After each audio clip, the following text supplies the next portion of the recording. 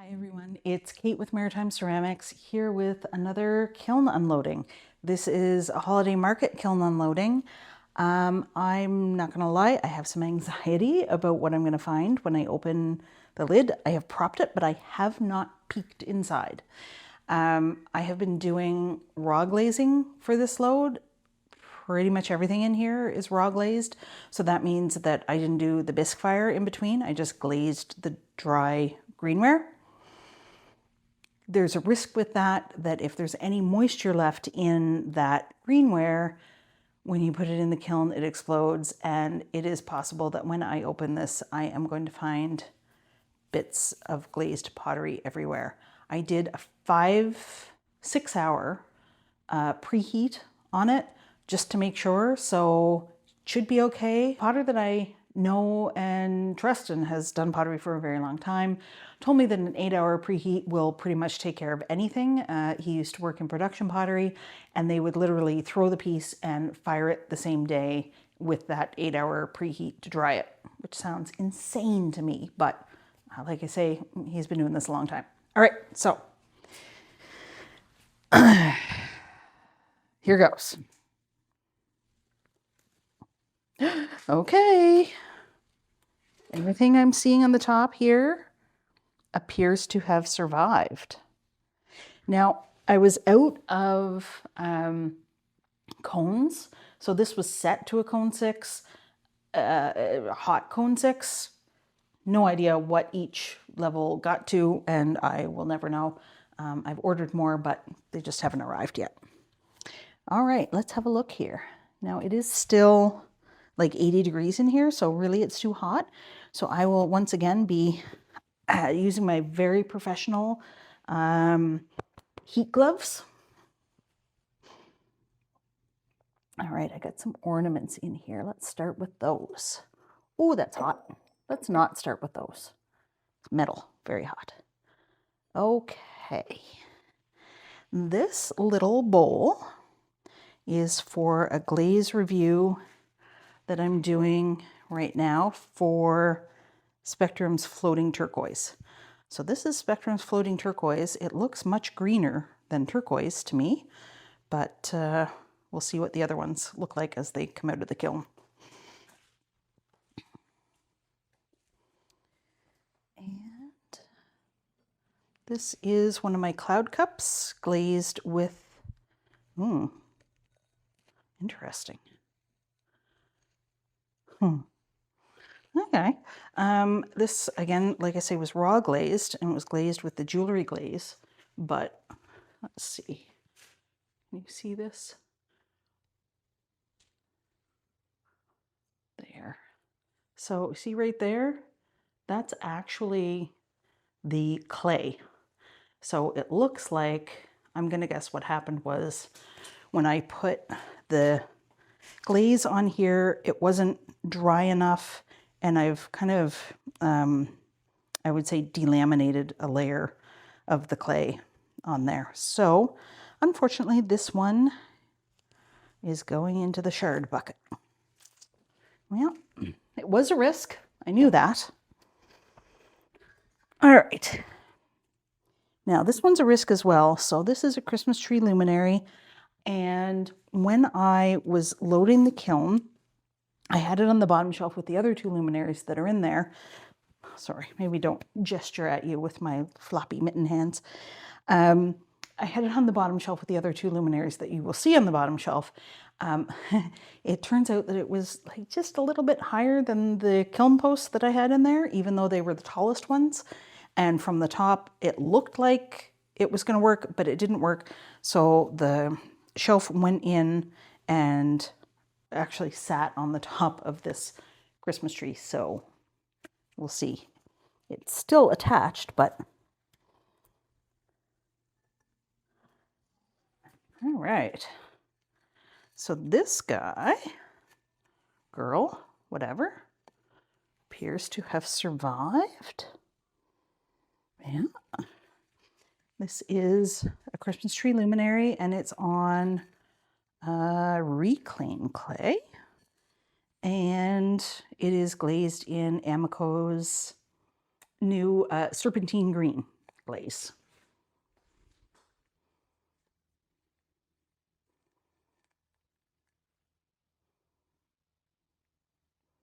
So it did, I glazed this with 3 layers, and then I put a little extra on top because I wanted to get this kind of shiny stuff in the texture.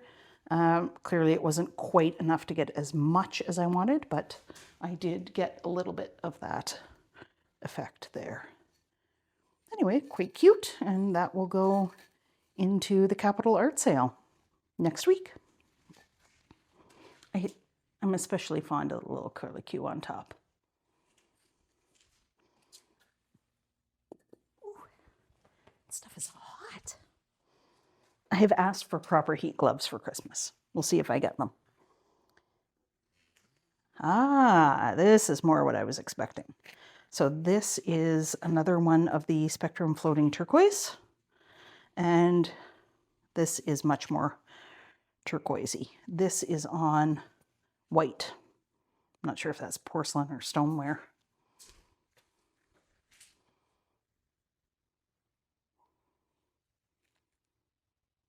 So if you want to learn more about this one, stay tuned, because there will be a floating turquoise glaze review up soonish. Okay, here's another one of the cloud cups. This one also did not survive. All right, well, you win some, you lose some. It's got that same problem where it's delaminating. I hope the mugs didn't do that. This is looking better. I think this one survived. Okay, so there's a mug in Pottery Supply House 500 and glazed with Ceramic Shop's Jewelry Glaze. Oops.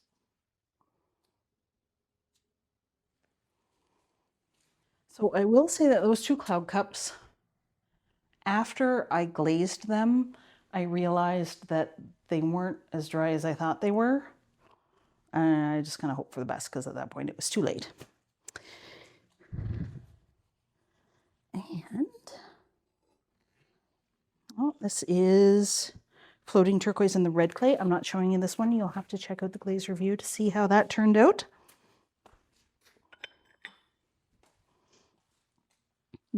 Got to keep some mystery, right? All right.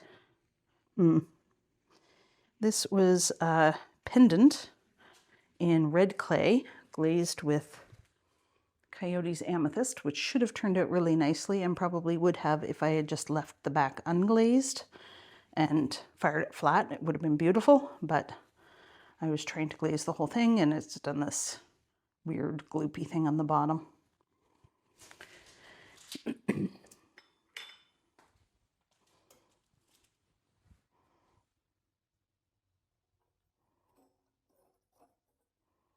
And I have 3 stars. They turned out a little better. I must have put less glaze on them.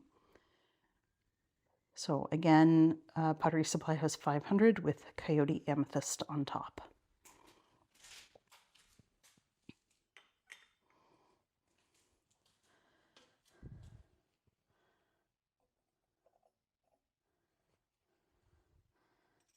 And these are just 2 more of the same. They both look exactly the same. Starting to cool down a bit. That's nice.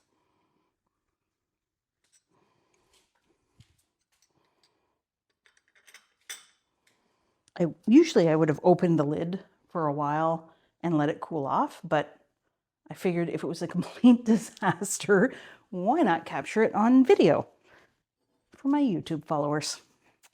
So I'm sorry, for the sake of entertainment, that we have avoided disaster, but I'm very glad for the sake of my kiln. 2 more mugs in here, both glazed with Ceramic Shop's Jewelry. One has an odd bare spot there, which I don't know I haven't had a lot of luck refiring these, so this might just go in the seconds. This glaze, I love it, but it is temperamental, and it doesn't take much to get it to do weird things. But it's so pretty on the inside. Like, when it works, it's just beautiful. It's too bad about that bare spot.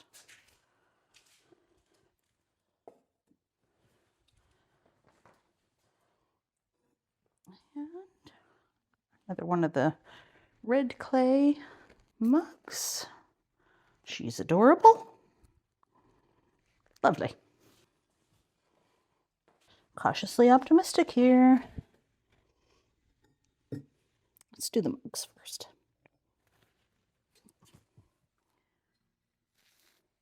Oh, she's pretty.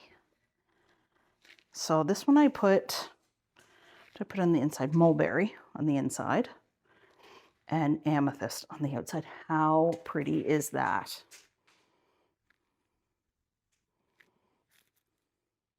Gorgeous. I might keep this one for myself. We'll see.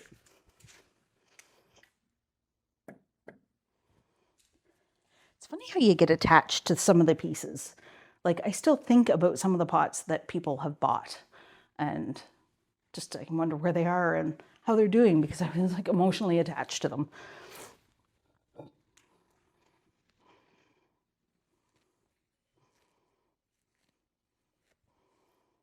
Yep, this one survived as well. So this is another Pottery Supply House 500 clay with the ceramic shop jewelry, and when it works, it is a beautiful, beautiful glaze.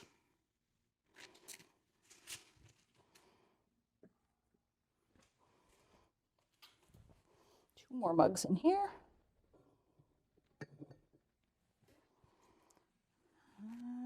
This one's white clay. Oh yeah, okay, I remember this one. So this one, you can see, make sure it's in. This one, obviously amethyst on the outside, and I put mulberry inside, and I poured it, and some of it dripped on top of the amethyst. And there wasn't much I could do about it because it was raw glazed. So if I wiped it off, it would have just been a mess. So I thought I would leave it and see what happened. And this is what happens when you put mulberry on top of amethyst. So that's Amico's Mulberry Celadon on top of Coyote's Amethyst glaze. Also very fond of that one. So this is that same combo, but on the red clay. And it turned out pretty much exactly the same.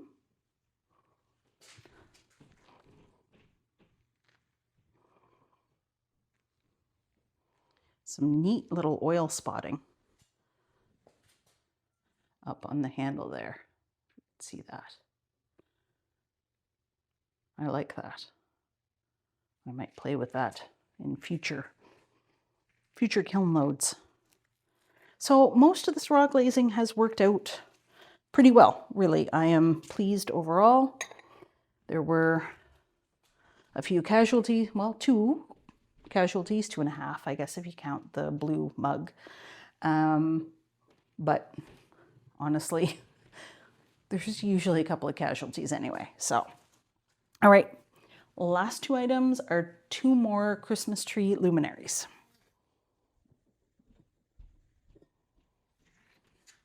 And each one of these is a little bit different. Just wanted to give them each their own personality, but they are all reclaimed clay, and they are all glazed with Amico's serpentine glaze.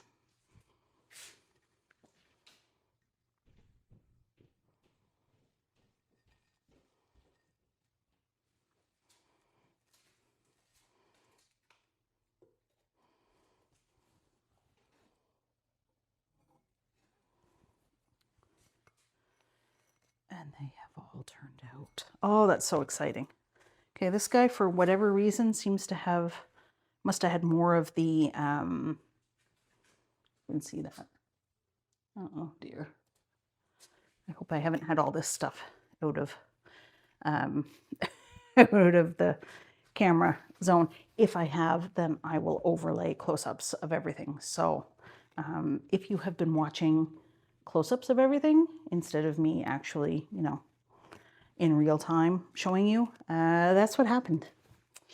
Okay, so this one must have had more of the buff speckle in it, which it was part of that Frankenstein reclaim. So you're seeing more spotting there. But this little curlicue turned out super, super nice. So I am pleased with all three of these. And let's put them together. This guy cool? Yeah, he's cooled down.